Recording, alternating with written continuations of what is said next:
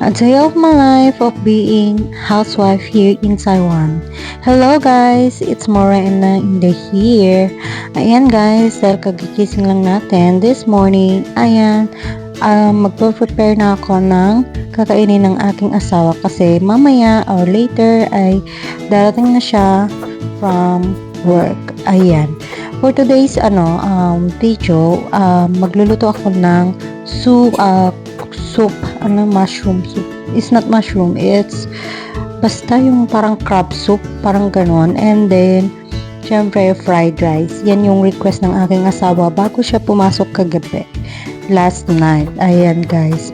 Syempre, hinihiwa ko na dyan yung mga ingredients ko. May carrots dyan, may itlog, may bok-choy, may tofu, may spring onion. Sauce yung isang gulay na manipis lang siya ay karaniwang ginagamit ng mga Taiwanese or Chinese na hinahalo sa mga soup or sa mga pansit, ganyan.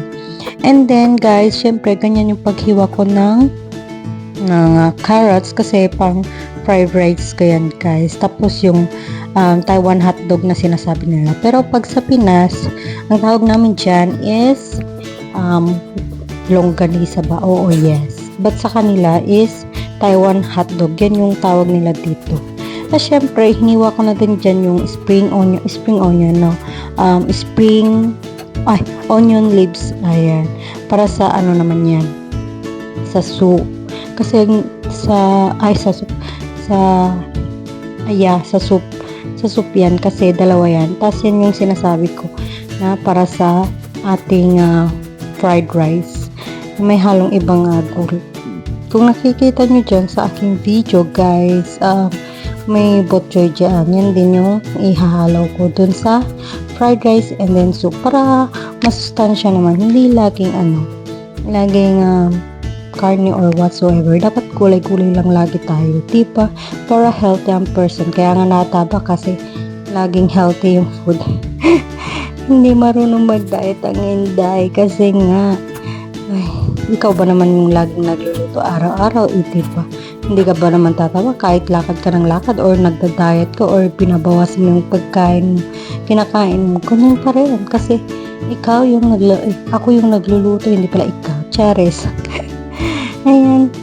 Kasi nga, diba sabi ng asawa ko, mag-diet daw ako, mag-exercise daw ako para mabawasan ko diyan.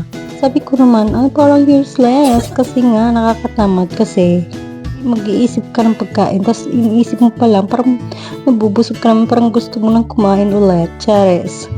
Diba? Ang takaw ang Inday. Pero okay lang yan. Basta ang importante, wala tayong sakit. Diba? Yun yung importante dyan. Pero minsan masakit ng aking likod. Ba't nasakit ang likod? Ayan guys, yung mga ingredients ko sa lahat, sa dalawang lulutuin ko. And then, ayan guys, syempre, sa isang pan, gigisa na tayo ng bawang. Ayan, gigisa muna tayo ng bawang. And then, sunod naman yung ating sibuyas, konti lang kasi yung iba ilalagay natin sa soup para mas masarap din. Alam nyo guys, everyday ko na lang nag-iisip ng kakainin ng aking asawa. Nanonood na nga ako ng mga cook lesson ba yun? Basta sa mga YouTube or sa ibang apps ng kung paano magluto ng iba-ibang pagkain. Pero alam nyo guys, minsan paulit-ulit na din yung niluluto ko kasi nahirap ako mag-isip at manonood pa ako, ang dami pang alam. Ay sus. Kaya sabi ko, kung ano yung nalalaman ko, yun na lang.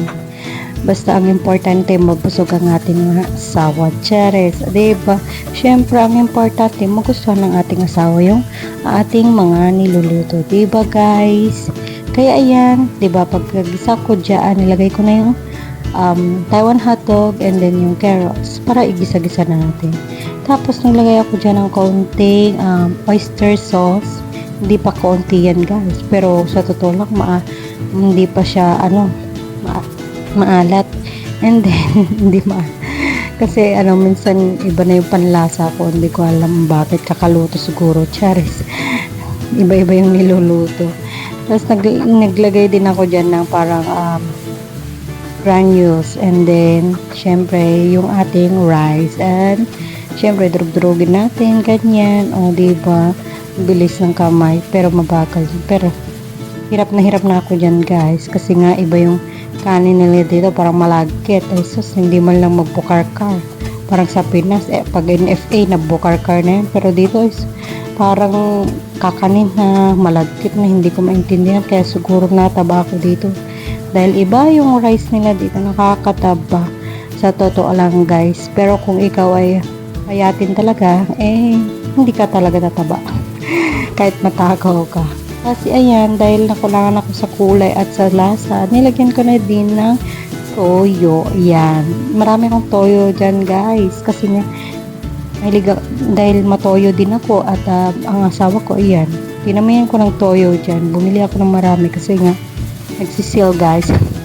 Siyempre, lagi-lagi po ng mga nagluluto ready. Ayan. Nagtambak na ako ng toyo. Ano ba yan? Kung ano pinagsasabi ko.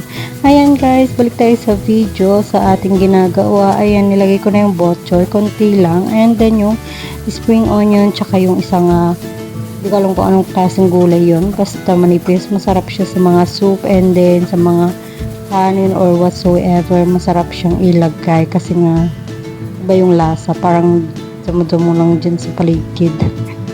Damong-damo. Ayan guys, natapos na din natin yung ating fried rice. Nilagay na natin sa ating bowl. And then, syempre, inix na natin yung ating soup. Ayan. Nagpakulo na ako dyan ng mainit na tubig at nilagay ko na isang ano tawag doon? Yung isang pack ng crab soup, kasi crab soup, and then yung may ano siya, tawag dyan yung gulay-gulay na seaweeds, parang ganun. Tapos syempre dahil sa madami ako nga nilagay na tubig, syempre tinitimplan ko din yan. Yan, konti lang, diba? Konti lang, pero hindi pa malabnaw pa rin kasi yun nga, napadami ako ng lagay na tubig, pero okay lang yan kasi nga ang bilis naming maubos guys. Tapos, syempre, pagkatapos ko matimplahan at okay na, nilagay ko na din yung ating tofu. Ayan, mahilig sila sa tofu dito kasi ang sarap magkain ng tofu. Kahit anong klaseng luto ng tofu nila dito. Ang sarap. Dati ayaw ko yung tofu na yung stinking tofu. Kasi ang baho, pero pag tinikman mo, masarap pala. Ay, parang durian lang. Pag inamoy mo, mabaho, pero pag kinain mo, masarap. Ay, wag na kayo mag-isip ng iba dyan. Basta yun. Basta pag kinain mo, masarap. Pero pagka inamoy mo, mabaho. Ayun. Yun yung stinking tofu na sinasabi ko. Wag na kayo mag-isip. Charis. Ayan. Okay na. Nilagay ko na din yung itlog dyan. 2 piraso. And then, ayan guys. Diba, hinahalo-halo-halo ko na. Ayan. At nilagay ko na din yung bok choy tsaka spring onions. Dahil okay na, ayan, timplan natin ulit, ganyan, konti lang, at halo-halo na.